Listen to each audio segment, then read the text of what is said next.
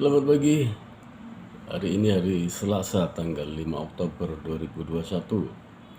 Selamat kepada Tentara Nasional Indonesia, hari ulang tahunnya. Pagi ini saya ingin menganalisis dari sisi ancient history, dari sisi tarikh al-qudama, dari sisi sejarah klasik tentang statementnya Airlangga Hartarto, Ketua Umum Partai Golongan Karya, Partai Golkar, yang menyebut bahwa dirinya adalah cucu dari Ki Ageng Gribik. Ki Ageng Gribik ini adalah saudara kandungnya Ki Ageng Pemanahan. Ki Ageng Pemanahan itu adalah pendiri Mataram Islam. Dia adalah ayahandanya Panembahan Senopati. Untuk politisi, negarawan, atau siapapun yang menginginkan jabatan raja, jabatan presiden, keturunan itu menjadi penting memang dari sudut pandang sejarah klasik, ancient history. Ketika dia menyebut sebagai Ki Ageng Gribik, cucu dari Ki Ageng Gribik, artinya bahwa secara pohon kepemimpinan dia berhak untuk melanjutkan, mewarisi ketokohan, mewarisi jejak politik, jejak kenegarawanan yang dilakukan oleh Ki Ageng Gribik. Ini sebenarnya bukan hal baru. Dulu sejak Nabi Nuh alaihissalam. Nabi Nuh itu nabi ketiga setelah Adam, Idris, kemudian Nuh, generasi ketiga kerasulan yang diutus oleh Allah kepada umat manusia. Kisahnya diabadikan di surat Hud ayat 38 sampai ayat 48. Kisah tentang Nuh, bahtera besar, kemudian pohon kepemimpinan manusia.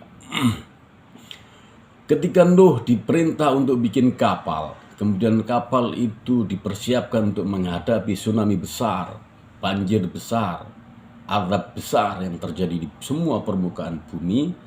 Kemudian tugas itu ditunaikan secara baik. Ketika banjir besar datang, semua manusia, semua unggas-unggasan, semua binatang dimasukkan ke dalam kapal. Kemudian semua makhluk, semua penghuni bumi itu lenyap tertelan banjir, kecuali mereka yang tersisa dalam kapal seukuran 500 meter, seukuran 5 kali lapangan sepak bola. Begitu banjir surut, kemudian kapal terdampar di Gunung Judi, wilayah Armenia atau sekarang wilayah Turki. Kemudian Nabi Nuh menghitung semua umatnya yang tersisa dalam satu kapal ukuran 500 meter itu. Kemudian dia membagi umatnya menjadi 3 kelompok. Masing-masing kelompok dikepalai oleh 3 putra Nabi Nuh. Nah, Nabi Nuh punya 4 putra. Yang satu mati tenggelam namanya Kan'an. Kemudian tersisa 3 namanya adalah Yafid bin Nuh, Syam bin Nuh, dan Ham bin Nuh. Ini kita melacak pada pohon keturunan para pemimpin, para raja, para presiden, untuk melihat dari perspektif sejarah dan perspektif Quran, apakah penyebutan Airlangga sebagai keturunan Ki Ageng Gribik itu memiliki legitimasi secara Qurani, memiliki legitimasi secara sejarah. Ketika dikelompokkan jadi 3 manusia ini, kemudian Nabi Nuh menunjuk satu putranya masing-masing untuk mengepalai satu kelompok manusia. Dia kemudian berdoa yang pertama adalah kepada Syam bin Nuh atau Smith dalam tradisi Yahudi dan Nasrani.